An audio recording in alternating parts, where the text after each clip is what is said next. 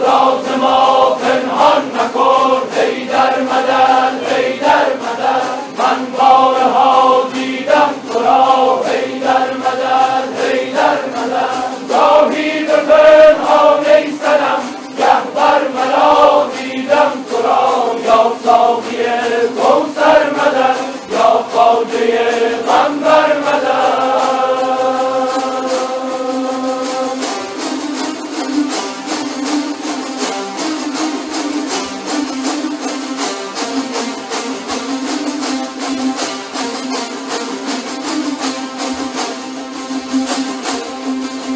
بر آدم و نوح و خلیل حیدر مدد، حیدر مدد، در یوسف و خضر و جلیل حیدر مدد، حیدر مدد، در مصطفی، در جبرئیل، در مرتضی دیدم تو را. یا ساقی کوثر مدد، یا خواجه قنبر مدد.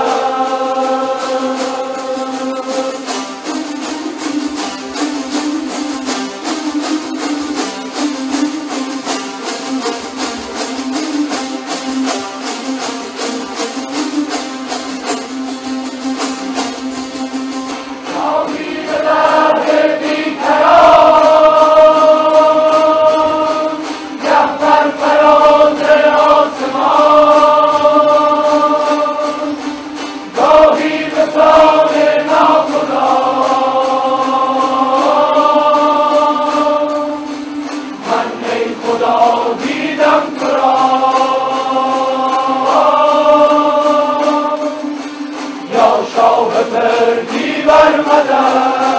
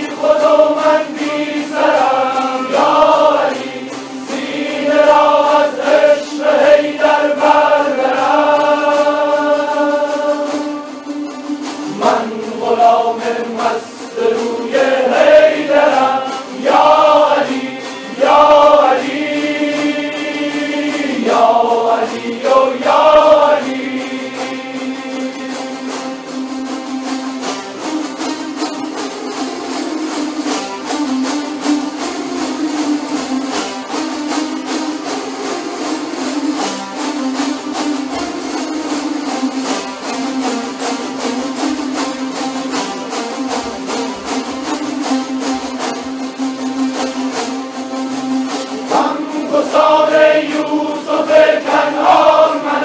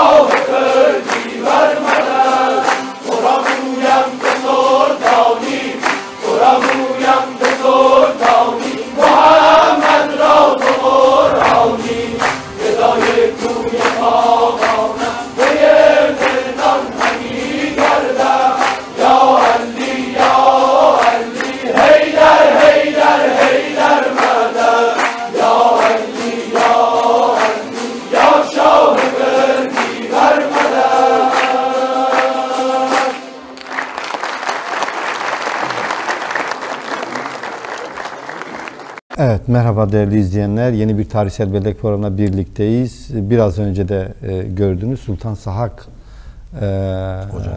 ocağın, yani Sultan Sahak Türbesi'nin önünde ki Alevilerin değişini dinledik, izledik. Ya Ali, Ya Ali değişini izledik. Türkiye'de de biliyorsun bizim buralarda da aynı şey değiş çalınır, söylenir. Bugün Hamza Hocam'la birlikte Irak ve İran'daki Alevileri konuşacağız. Sultan Sahak Ocağı'nı konuşacağız. Kamuoyunda biliyorsunuz Irak'ta Kakailer, İran'da Ehli Haklar, Yarsanlar diye tanımlanır. Ama bir şekilde Irak ve İran'daki Alevileri konuşacağız. Evet. Ağırlıklı olarak da tabii ki orada esas olarak oradaki Alevilerin bağlı olduğu Sultan Sahak Ocağı'nı konuşacağız. Biz aslında tarihsel bellekte bugüne kadar Alevilerin tarihinde önemli olan birçok konuyu konuştuk. Alevi topluluklarını da konuştuk. Kısaca değinmiştik aslında. İran, Irak, Suriye, diğer ülkelerdeki Alevilerden bahsetmiştik. Ama Irak ve İran'daki Alevilerin üzerine gerçekten daha derinlemesine bir bakışla yaklaşmamız gerektiğini düşündük ve o yüzden böyle bir program yapma ihtiyacı duyduk. Daha yakından tanıyalım istedik. Evet hocam, sizin ekleyeceğiniz. Evet, yani ben de bir iki giriş cümle söyleyeyim. Türkiye dışında, Türkiye'de bulunan Alevilerden çok daha fazla Alevi olduğunu biliyoruz. Durum böyle olmasına rağmen Türkiye'de Anadolu Aleviliği gibi bir kavram üretildi. Genellikle İttihat ve Terakki ile başlayan süreçte bu. Sanki Anadolu'yla kasıt da Türkiye sınırlar oluyor. Türkiye dışında bir Alevi yokmuş. Alevilik de Türkiye'ye mahsusmuş gibi tezler ortaya atıldı. Maalesef bu tezin de bir hayli tuttuğunu, birçok Alevi yazarın kitabında da bu terimin yer aldığı görüldü. Öz eleştiri de yapmadılar. Yani bugünkü konu şu açıdan önemli. Türkiye dışında Türkiye'den çok fazla Alevi vardır ve biz bunları tarihleriyle birlikte incelemeliyiz. İşte sizin de söylediğiniz gibi bugün İran ve Irak'ta yaşayan milyonlarca Alevi'nin, öteden beri yaşayan, yani yeni bir durum değil, yüzyıllardır yaşayan milyonlarca Alevi'nin tarihini konuşacağız. Ayrıca onların tek mürşid ocağı olan Sultan Sahak Ocağı'nı, ona bağlı pir ocaklarını ve bunlara bağlı talip aşiretlerin tümünü tarihleriyle birlikte incelemeye, izleyicilere sunmaya çalışacağız. Evet, ben de yine önemli bir konuydu. Biz daha önceki programlarımızda da konuştuk biliyorsunuz. Bu Anadolu Aleviliği meselesini. Bu çokça kullanılan bir kavramdı. Ancak Alevileri incelemeye başladıkça Alevi topluluklarını, ocaklarını, tarihine yönelik izleri sürmeye başladıkça aslında bunun bir balon olduğunu görüyoruz. Çünkü Anadolu Alevi diye bir şey yok. Evet. Birazdan hatta bir şey indirdim ben, bu İran'daki Alevilerin bir ceminden, evde yapılan bir ceminden bir görüntü var. Birazdan gelir o. Konuşmadan sonra, belli bir süre sonra o da gelir. Aslında çok da arada büyük bir fark olmadığını hemen göreceğiz. Dolayısıyla siz de ifade ettiniz. Anadolu Alevi'nin ötesinde bu topraklarda, Orta Doğu'da özellikle İran, Irak, Türkiye, Suriye başta olmak üzere ve Balkanlara tabii çok sayıda Alevi toplulukları yaşıyor. Aşiretleri, Alevi toplulukları, Alevi ocakları var. Kök salmış. Biz burada Anadolu'da, Mezopotamya'da ne kadar eski isek Aleviler, İran'da da o kadar, tabii, Irak'ta da o kadar, Suriye'de en az o kadar eskiyiz. Yani evet, tarih zaten Alevilerin tarihini konuşurken geçmişte de konuştuk. O tarihi konuşurken zaten bir şekilde bu topraklarda yaşayanlar, sınırlar bugünün bildiğimiz siyasal sınırları yoktu. Evet. Bunlar çok sonradan ortaya çıkan sınırlar. Dolayısıyla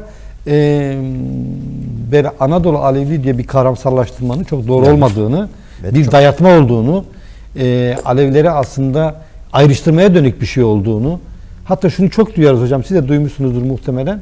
Hani bu Anadolu Aleviliği kavramını konuşanlar, hani İran'da, Irak'ta, Suriye'de Alevilerden bahsederken hani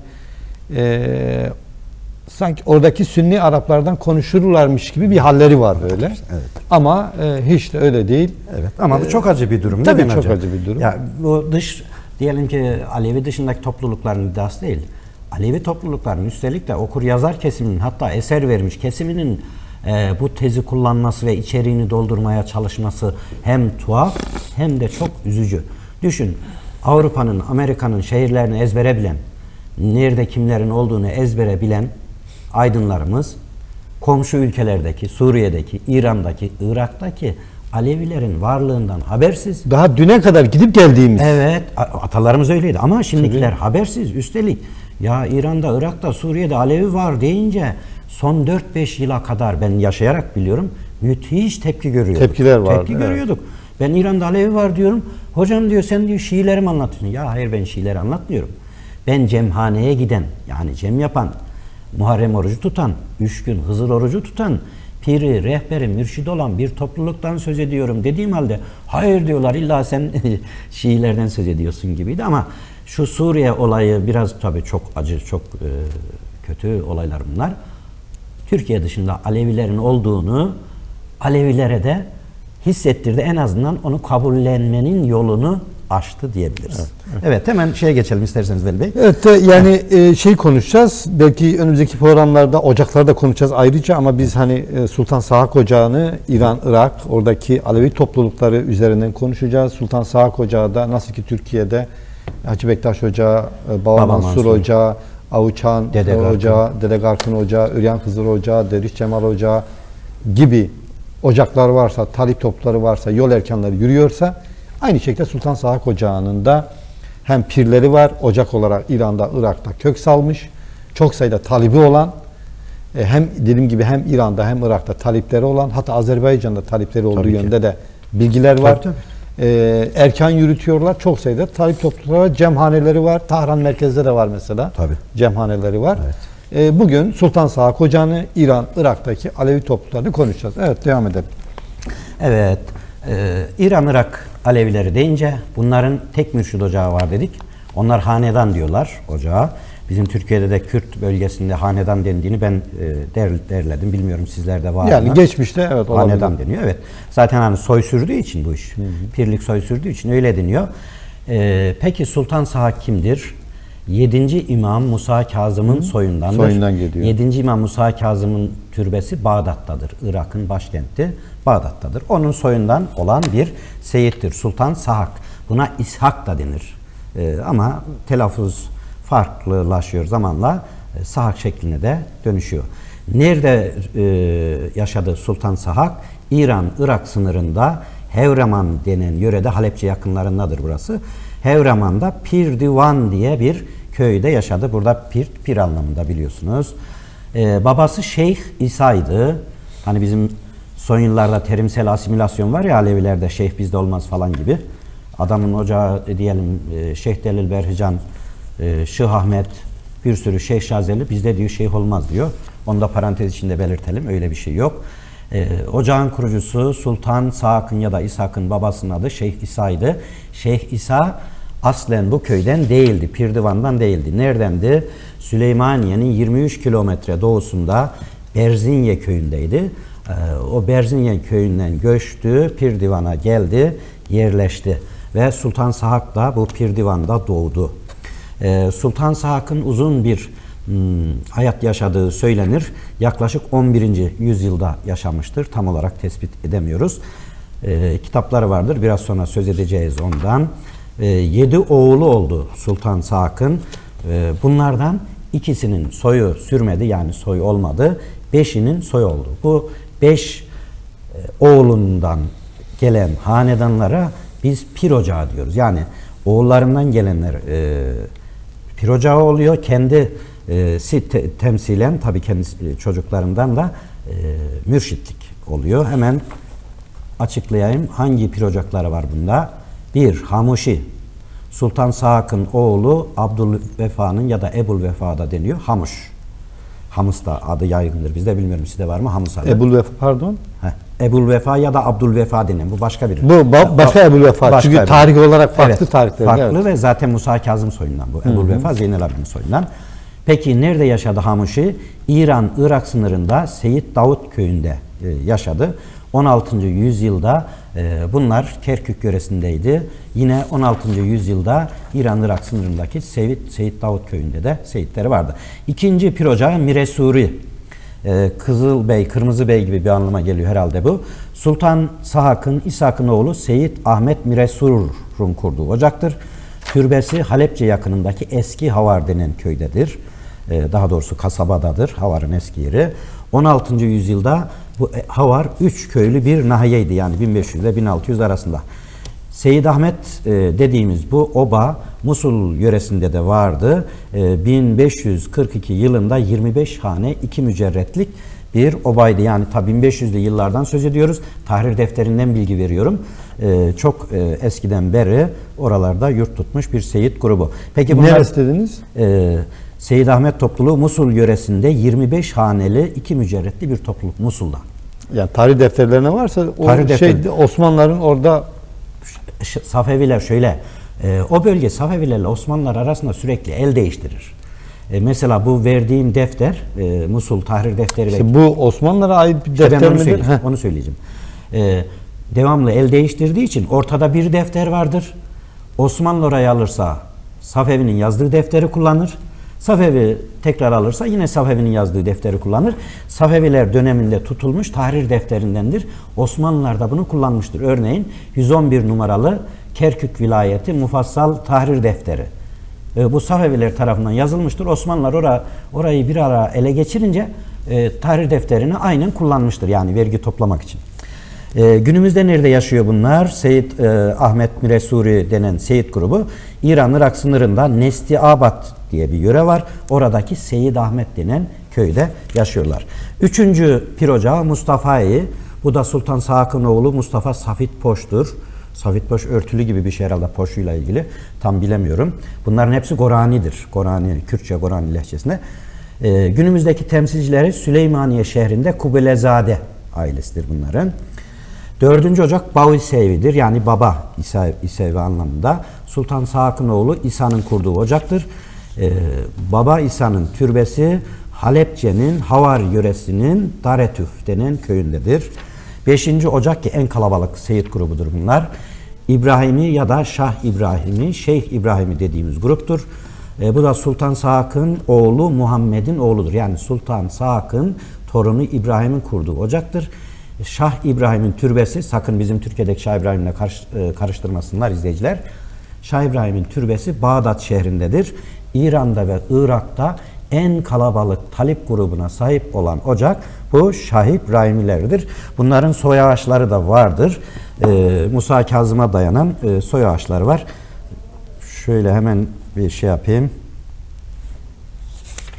Evet, şöyle bir soy ağacı 1930'larda bu belgeden okunmuş. Tavuk yöresinde, Tavuk bir kasabadı.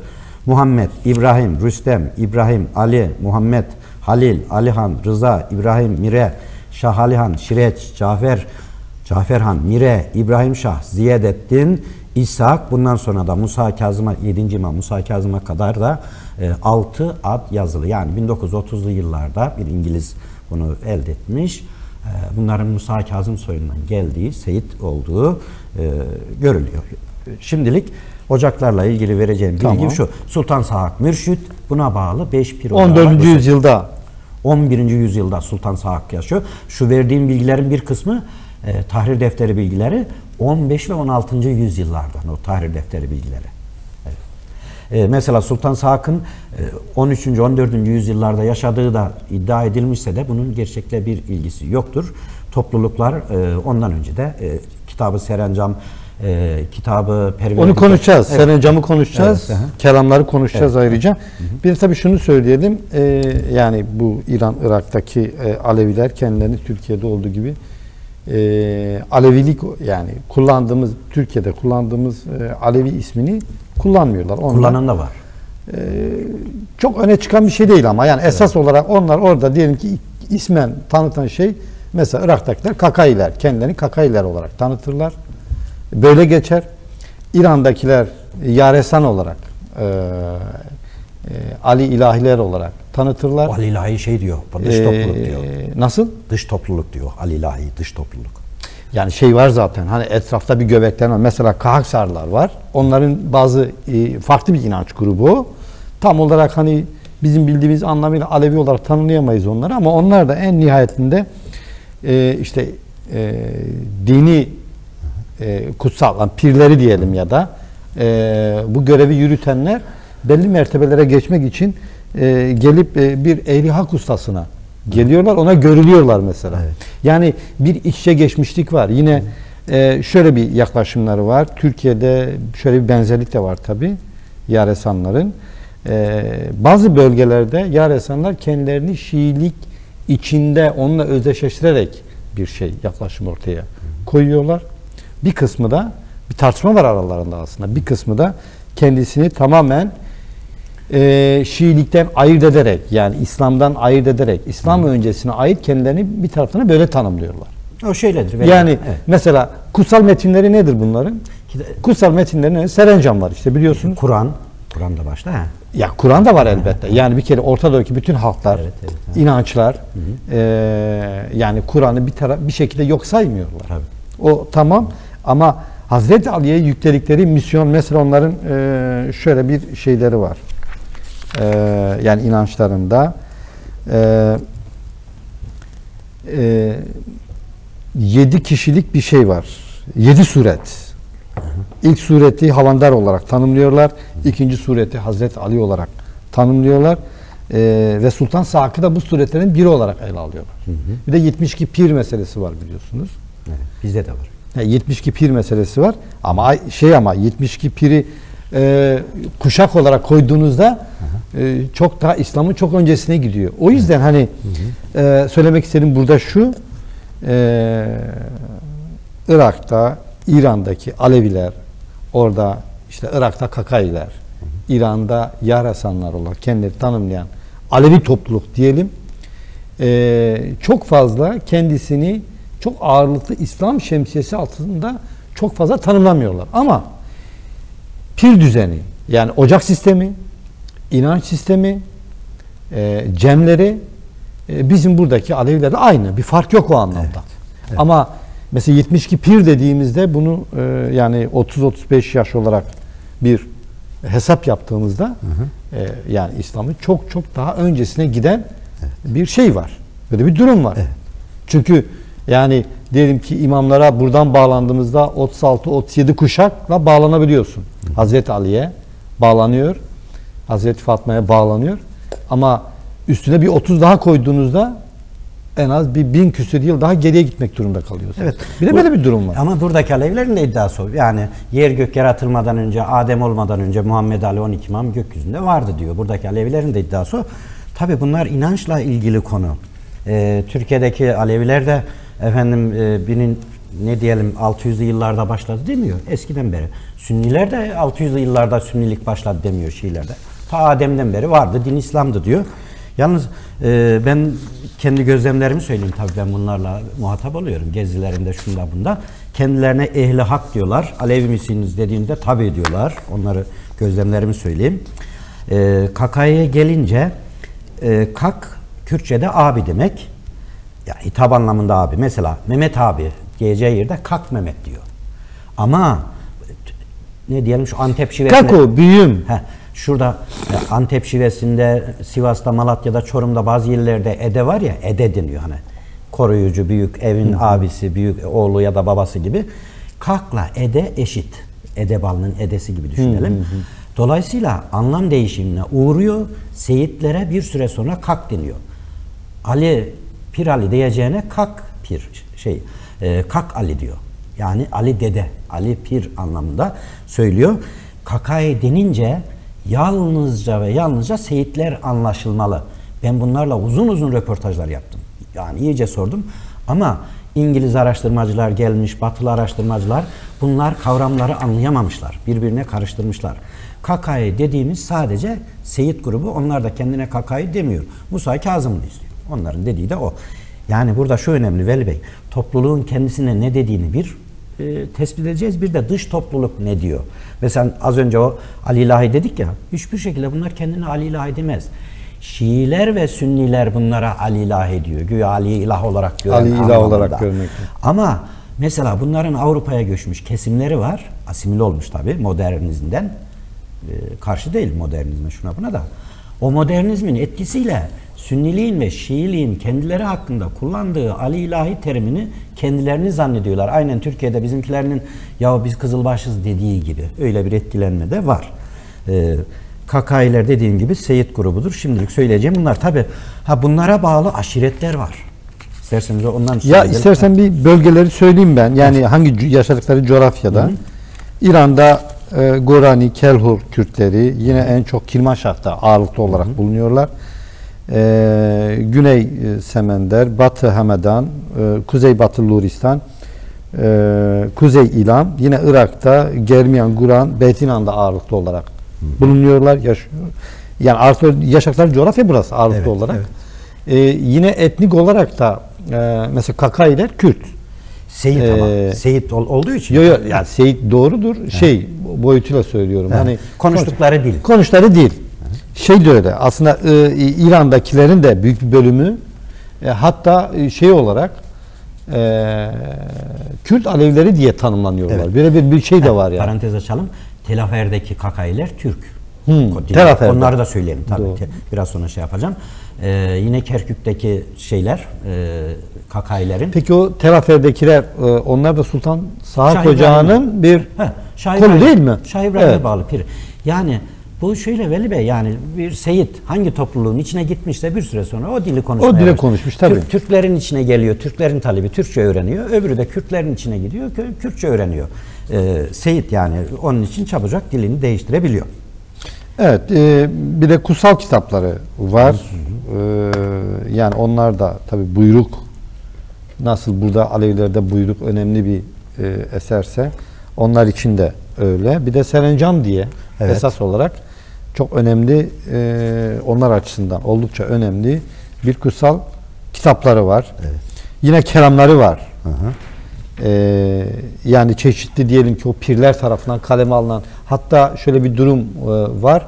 Bir dönem bir araya geliyorlar. Yani aslında sizin biraz önce ifade ettiğiniz Sultan Sahak Ocağı'na bağlı o pir ocakları var ya. Onlar bir araya geliyorlar ve her biri kelamlar yazıyor. Sonra bunları bir araya getiriyorlar. Birkaç tanesine örnek vereyim. Mesela Seyhamuş'un kelamı, Perdiver'in kelamı, Şah Temuri Bayrani'nin kelamı, Zülfikar Goran'ın kelamı, Cenab'ın kelamı, Kasid'in kelamı, Kelam-ı Mücrim, Haydar'ın kelamı gibi bunları da herhalde küçük defterler olarak tanımlıyorlar ama sonuçta yol erkanlarında önemli yol gösterici kitaplar bunlar. Evet. Yani sonuçta tabii sözel gelenek bizde çok yoğun. Yani bizim burası için söylüyorum. Orada da bundan farklı olarak böyle bir şey yapmışlar. Evet, zaten Yani daha derli toplu bir şey yapmışlar, öyle söyleyelim. evet, onlar daha değerli toplu, daha inançlı tabii. Şunu madem kitaplardan açıldı, bir kere Sultan Sahak'ın yazdığı söylenen ki büyük ihtimalle de öyle, Gorani lehçesiyle Kitab-ı Serencan ve Kitab-ı Perverdigar var. Ama bir de şöyle bir durum var. İran-Irak Alevilerinde 24 hak aşığı var. 24 hak aşığı. Hani Türkiye'de 7 hak aşığı var. Gerçi hak aşığını sildiler, Türkçe yapacağız diye Ulozan yaptılar da neyse, o da yanlış. İran-Irak'ta da 24 hak aşığı var.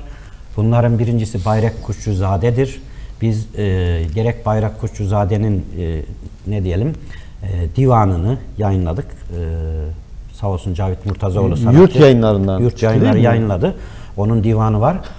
Söyleyelim, okurlarımız bilsin. Yurt yayınlarından Bayrak Kuşçuoğlu Divanı. Bayrak Kuşçuoğlu Divanı.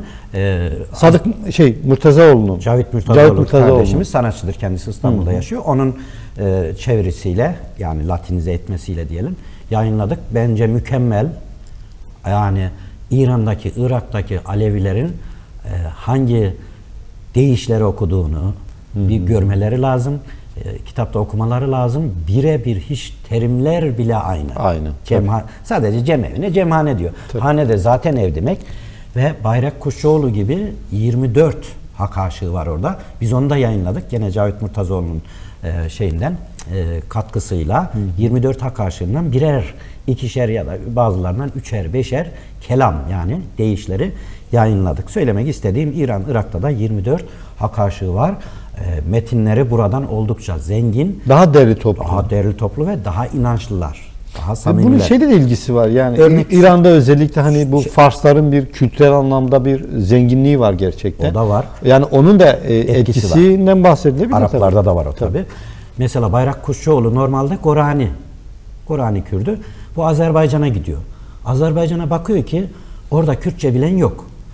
Ya Gorani lehçesini bilen yok. Bu sefer diyor ki Ben bunlara diyor ehli hakkı anlatmalıyım diyor, Aleviliği. Ama diyor bunlar Kürtçe bilmiyor, Korancayı bilmiyor diyor ve Türkçe divan yazıyor onlara. Ve ama belirtiyor bunun diyor aslı şeydir diyor.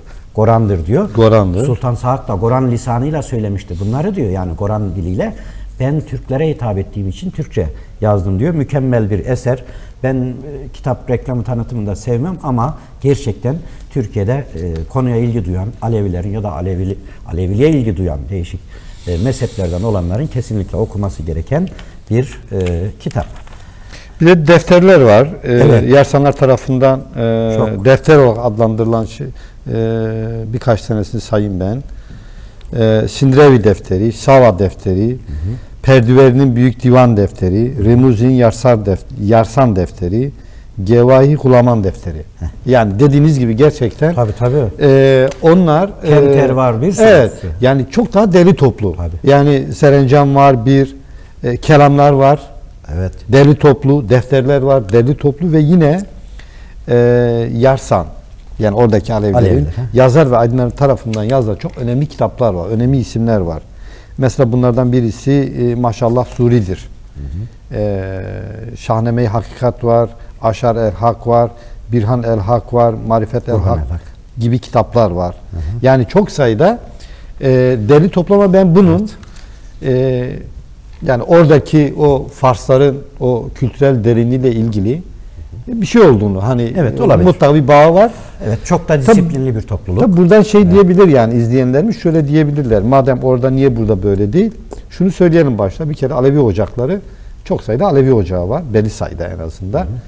Bu ocakların talipleri var ve her ocak bulunduğu bölgenin sosyolojik, yani oradaki ekonomik yapı, coğrafi yapı, siyasal durum, bütün bunlara uygun kendisini yeniden şekillendiriyor.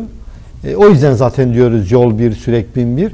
Oranın koşullarına uygun Sultan Saak Ocağı talipleriyle, ocağıyla, bağlı ocaklarıyla oranın koşullarına uygun kendisini güncellemiş diyelim. Evet. Yani fark da yok o kadar. İnsanlarımız hani bir ara modaydı.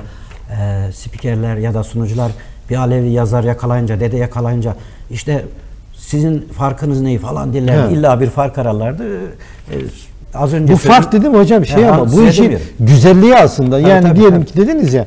Şimdi Kakailer işte, yani diyelim ki İran'dakiler, işte Türkiye'dekiler, Tokat'taki, Dersim'deki oranın coğrafyası, yaşam biçimini yok saymamış. Yani gelip oradaki topluluğu kendine mahkum etmemiş. Tam tersine karşılıklı bir entegrasyon olmuş. Bu açıdan olumlu bir güzellik yani. Benim dediğim de şu. Sanki farklı yörelerde Alevilik çok farklıymış gibi size demiyorum. Anlatılıyor bir ara, hem de meraklı. Neymiş? Tokat Semaha biraz hareketliymiş. Olabilir. Urfa Semaha biraz düzgünmüş. Coğrafyasından ileri gelen bir şey. Aynen. Karadeniz'in dağındaki adam horon tepiyor. Niye? Dağlar. Hatta bir Cem var, istersen arkadaşlar ekrandan verebilirlerse İran'daki Yarsanların bir Cem'i, ev Cem'i. Onu ekrandan verebilirlerse aslında çok da tam ekranda verebiliriz. Yani uzun bir Cem, kısa olsaydı hani bildiğiniz gibi yine Türkiye'de birçok bizim gördüğümüz Cem'in bir benzeri. Orada çıra yanıyor. Duaya duruyorlar. İşte pir oturuyor. Görevliler var orada. Yani bizim herhangi memlekette, herhangi bir yerde bir köy evinde çekilen bir Cem'e benziyor. Bu İran'da çekilen bir Cem. Şöyle bir farklılık var. Saz yine en başta. Şöyle bir fark var hocam. Gördüğünüz gibi bir başlık var kafalarında. Bu oranın herhalde giyim kuşamı ile ilgili bir durum. Bizim Adıyaman'da mesela çok güzel 8 köşeli midir? Şapka vardır. 8 köşeli şapka vardır mesela. Türkiye'nin çoğu yerinde var. Mesela Tokat'a dediniz ya, Hubiyerler mesela, onların has bir giysileri var. Özel bir giysileri var. Normal. Bektaşilerin mesela, biz geçen Antalya'da bir Cem çekmiştik. Daha farklı bir başlık vardı. Yani öz olarak sizin de ifade ettiğiniz gibi aslında içerik olarak birbirinden farkı yok. 12 hizmet hepsinde var. Gördüğünüz gibi bak burada abdest hizmeti görülüyor. Dolayısıyla fazla bir fark yok. Olamaz da zaten. Bir de şuna da değinmem gerekiyor. Bunların geneline Ehli Hak deniyor. Kendileri de Ehli Hak diyor en yaygın isim olarak. Biz Türkiye'dekiler de öyle diyor. Neden diyor? En temel kitaplardan biri İmam Cafer Buyruğu biliyorsunuz. İmam Cafer Buyruğu'nun 1. sayfasında Ehli Hak nedir diye soru var. İlk soru o. Yani pir talibe soruyor. Ehli Hak nedir? Söyle bakayım diyor. Görgüden sorgudan geçirecek ya ona göre. Ehli Hak ne demek? Hakkın yolu demek. Yani Türkiye'deki Alevilerde Ehli Hak. Tabii ki. Hatta hocam sözünü kestim. Geçen dersinde bir çalıştay vardı. Oradaydık. Şu Ocak ayının sonundaydı. Çok yoğun tartışılan bir şey var. Reya-hak. Mesela orada kendi dilinde reya-hak. Bunun Türkçesi şu. Hakkın yolu. O kadar. Aynı şey. Yani aynı şey alsa dediğiniz gibi ehli hak. Evet. Yani kavramlar yer yer değişiyor. Değişebilir ama sonuçta içerik aynı. Önemli olan içerik aynı. Bu. Şey yapalım Veli Bey, ben şu aşiretler hakkında biraz ayrıntılı bilgi vereyim. İran, Irak'taki Aleviler deyince en kalabalık gruplardan başlıyorum. Goran aşireti ki çok kalabalık bir aşirettir. İran'da ve Irak'ta yaşar. Goran dil olarak da Gorani lehçesini konuşuyor. Gorani lehçesini konuşuyor. Evet. Tümü %100'ü Alevi bir topluluktur. %100'ü. İran'da olsun, Irak'ta olsun. İran'ın nerelerinde birçok yerde var da ben birkaçını sayayım. Avraman, Kerent, Kirmanşah, İslamabad, Kur'an, Gevhare, Kendule, Pave, Recep, Bacalan, Telehedeşk ve Senendeç. Ki bunların birçoğu şehirdir ve şeydir. 9. ve 11. yüzyılda yazılan az önce sözünü ettiğimiz Alevi metinler çoğu Gorani lehçesiyle yazılmıştır. 9. ve 11. yüzyıl. Dikkat edelim yani çok eski. Kitab-ı Serencam ve Kitab-ı Perverdigar gibi. Yine Bayrek Kuşçuoğlu az önce söylemiştik. Kendisi bir Goran'dır. Gorani lehçesiyle yazmış ancak divanını Türkmenlere yazdığı için Türkçe olarak da yazmıştır. Bir başka Alevi topluluk Kelhuri'dir. Bunlar daha çok İran'dadır. Irak'ta çok az var.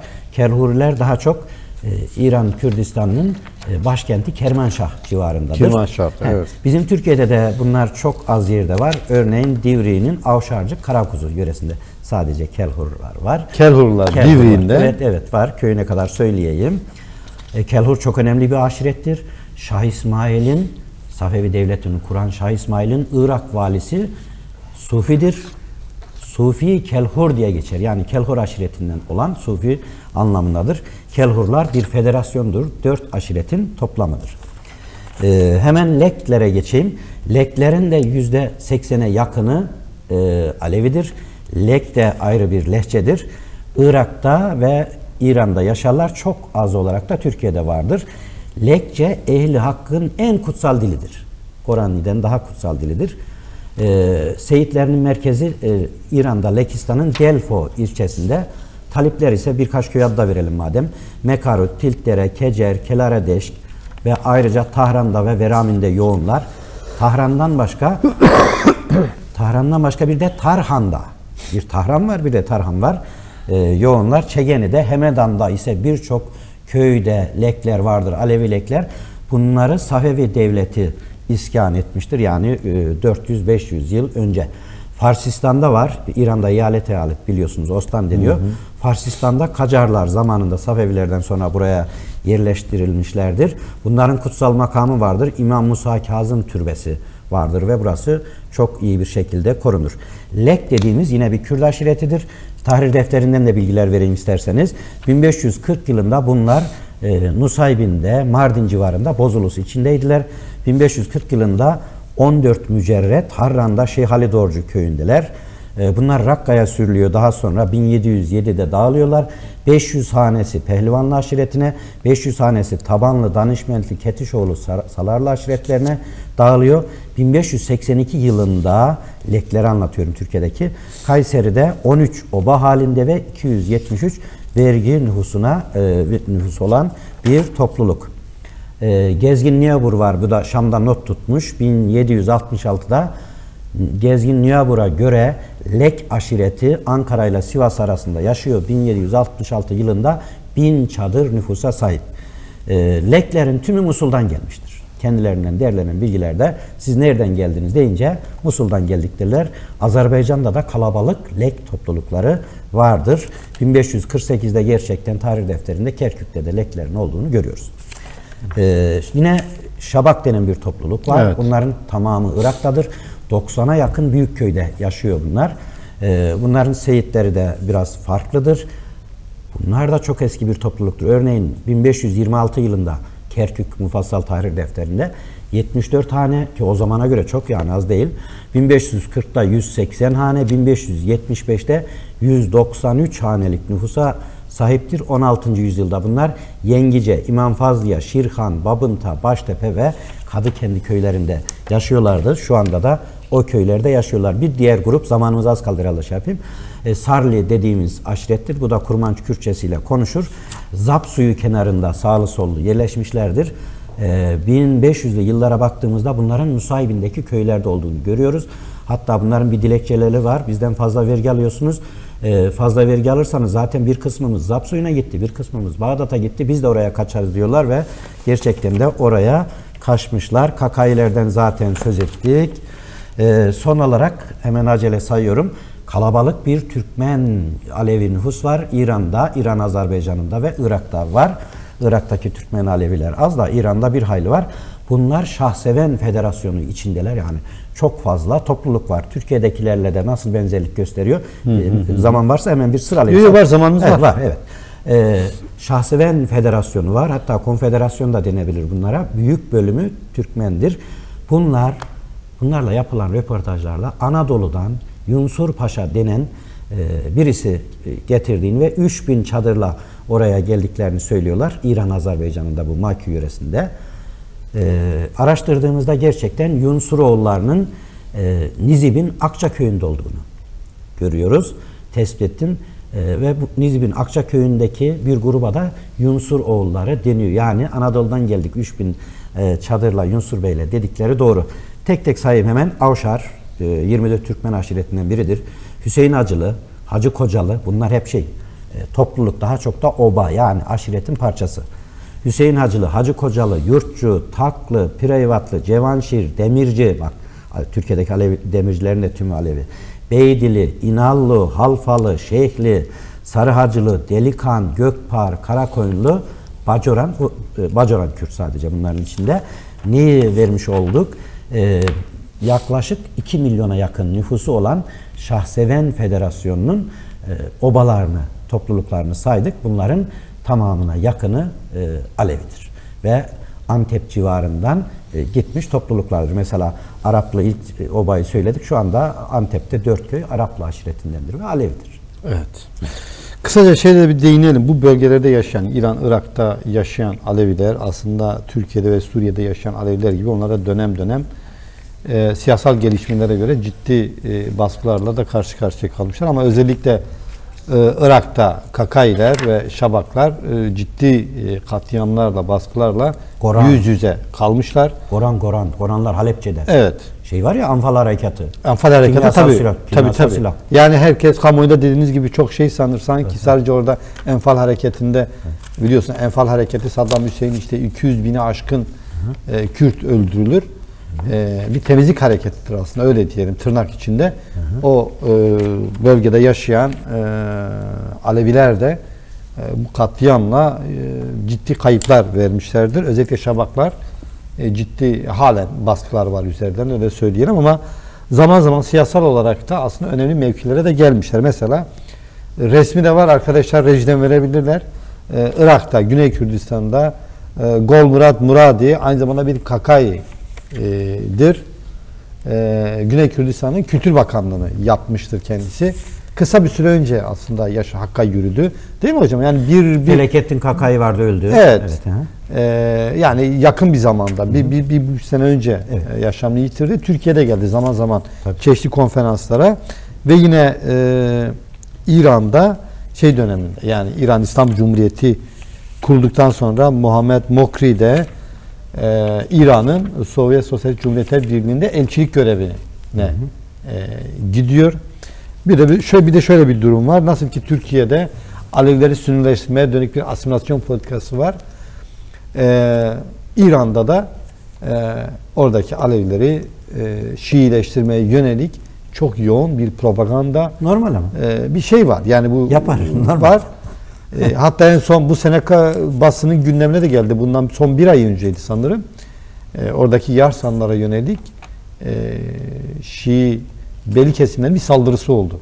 Yani yerleşim yerlerine dönük bir saldırısı oldu. Bir de böyle bir durum var. Normal tabii ki, aynı şeyden değil yani. Olacak bu tür baskılar olacak. Önemli olan nedir burada? Alevilerin kendilerinin örgütlenmesi, inançlarına, topluluklarına sahip çıkması. Yani tarihte hep bir mezhep komşu mezhebe baskı yapmıştır. Normal. Yani yapmaması gerekir. O ayrı da. Ama vakıa bunlar, yani realite olan şeylerdir. Ve ona göre de hazırlıklı olmak gerekir. Yine bir şey var. Ne kadar ben bir kaynaktan aldım bilgiyi ama ne kadar doğru bilemiyorum. Tabii bu değişik batılılar özellikle bir kısmı aslında bir tarikat olarak da değerlendiriyor. Aleviliğin bir tarikatı gibi de, hani ocak değil, bir tarikat olarak da değerlendiriyorlar. Bugün bildiğimiz Mesut Barzani'nin dedesi,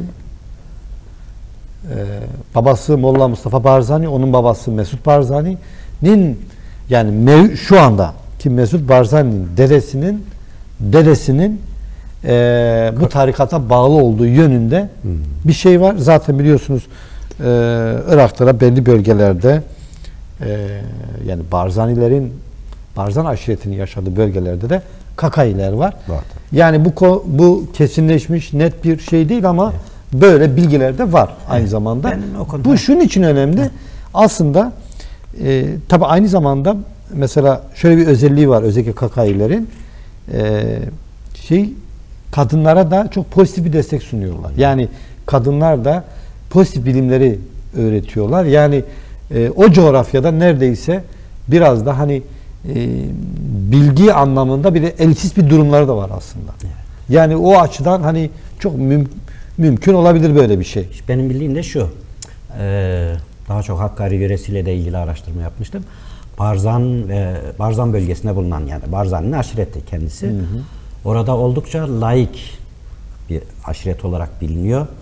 Kadın erkek durumu gerçekten ileri diğerlerine göre ve rafizilikle suçlanıyor diğer aşiretler tarafından. Bu bahsettiğiniz Hakkari neresi? Yok, Hakkari'den bilgiler derlenmiş de yani o güneyden. Tamam. Yani şeyde var mesela Muzaffer İlhan Erdost'un Şemdinli röportajı kitabı. Belki piyasada yok da şu anda. Zamanında almışım. Ben Hakkari ve Şemdinli yöresinde de inceleme yaptığım için orada diğer Sünni Kürtlerin Barzanileri rafizilikle, yani Alevilikle suçladığını görüyoruz.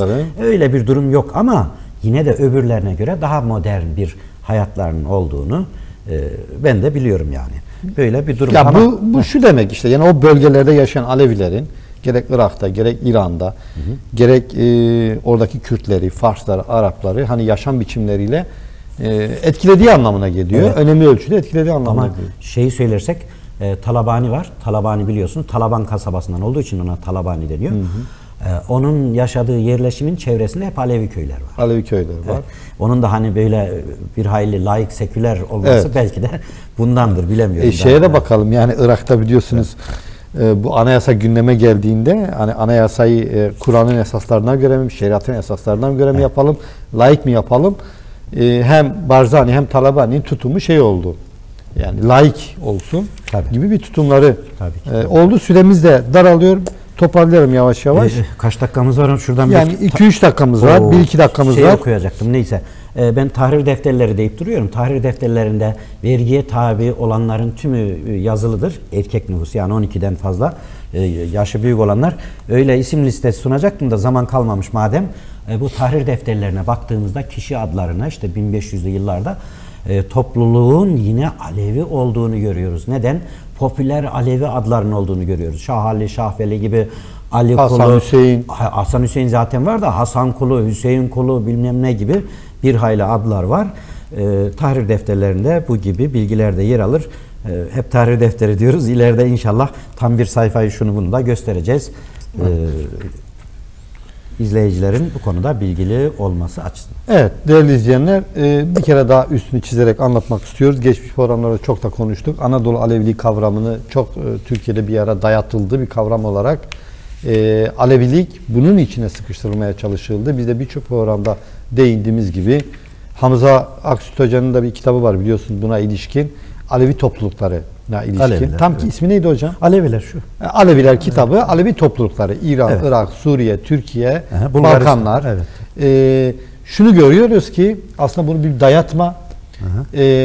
Alevilik hiçbir şekilde mevcut hiçbir sınırının içine hapsedilemez. Nasıl ki Hristiyanlığı, İslam'ı, Sünniliği, Yahudiliği, Museviliği, farklı farklı inançları bir devletin sınırları içine hapsedemezsek, Alevi de bir sınırların içine hapsedemeyiz. Ve görüyoruz ki İran'da, Irak'ta, Suriye'de, Balkanlar'da çok sayıda milyonlarca Alevi var. Süreklerinde farklılıklar olabilir ama içerik olarak, yol olarak aynıyız. Özellikle İran ve Irak'ta milyonlarca Alevi var. Sultan Sahak Hoca. Suriye'de. Suriye yani hani Suriye evet.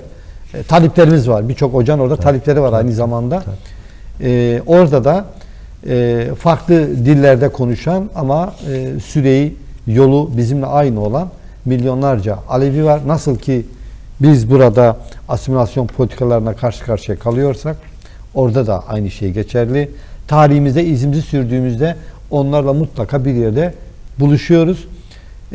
Artık belki şey yapmak gerekiyor. Bizim program tarih programı ama bir şekilde Alevilerin aslında şimdi burada yani Türkiye'de Aleviler kendi aralarında bir iletişim kurdular bir şekilde. Evet, örgütleriyle, şununla, bununla, basınla bir iletişim kurdular. Ama bir şekilde sınırlarımızın dışındaki Alevilerle de bağlarımızı kurmamız lazım. En azından irtibat kurmaları Ben lazım. şu çok duydum hocam. Yani şey diyorlar. Ya Kürt'ten Alevi mi olur? İşte siz biraz önce anlattınız Goranileri, Kakaileri. Tabii canım. Yani yine Lekler, Şabaklar dolu her taraf. O yüzden Araplar, evet. bizim bir şekilde Alevilerin bu yaklaşımları bir şekilde geride bırakması lazım. Aleviler bir inanç grubu olarak farklı ülkelerde yaşayan ama bir şekilde birbirleriyle ilişkilenmesi lazım, örgütlenmesi lazım. Ya işte ben her zaman söylüyorum. Bilgi çok önemli şeydir. Bilgi olmadan bir yere gidilemez. Yanlış bilgiyle de yanlış yere gidilir. Düşünün işte daha yakın zamana kadar komşu ülkelerde Alevi olduğunu bilmiyordu. Türkiye'deki Aleviler hem de okumuşları ve söylenince de kabullenmek istemiyorlardı. Şimdi hala kabullenmeyenler var. Yok o şöyle demişti, Cemhane demiş. Tamam der. Hane demek ev demek. Efendim o ocak demiyormuş da hanedan dermiş. Doğru. Hanedan soy sürüyor.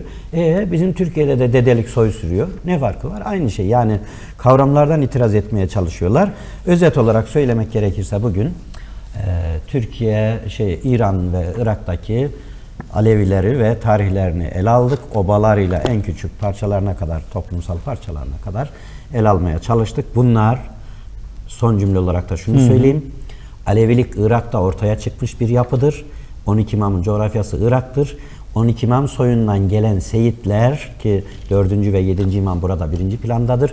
Bu seyitlerin Mezopotamya'ya doğru geçişiyle birlikte Alevilik sosyal örgütlerini kurmaya çalışmıştır. Yani seyitler kuzeye doğru yönelerek Arap, Kürt, daha sonra da Türk aşiretleri içine girip görev yapmaya, din adamlığı görevini yapmaya başlayınca bildiğimiz ocaklar ortaya çıkmıştır. Ocak dediğimiz ne? Bir seyitler, iki ona bağlı talipler. Dolayısıyla Alevilik Irak'ta ortaya çıkmış, Mezopotamya'da şekillenmiş, örgütlenmiş, ritüellerini kazanmış ya da geliştirmiş bir yapıdır.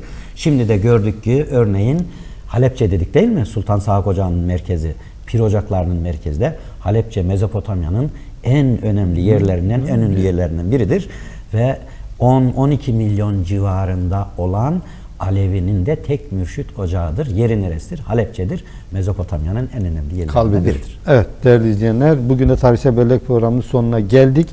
Bu konuda daha değerli toplu bilgiler de edinmek isterseniz Avesta yayınlarından çıkan, yani şey gibi oldu ama reklam gibi olmasın. Hayır. Bu kitap Yaresan, Ehli Hak, Hamzeyan'ın yazdığı bir kitaptır ve bu Batı'da da birçok yerde de akademi dünyasında temel referans kitaplarından birisi. Türkiye'de de yayınlandı bu. Oradan daha değerli toplu bilgiler de alabilirsiniz. Biz bir kapı açtık, bir pencere açtık. Tabii ki. Evet, teşekkür ediyoruz. Tekrar önümüzdeki hafta buluşmak üzere. Hoşça kalın.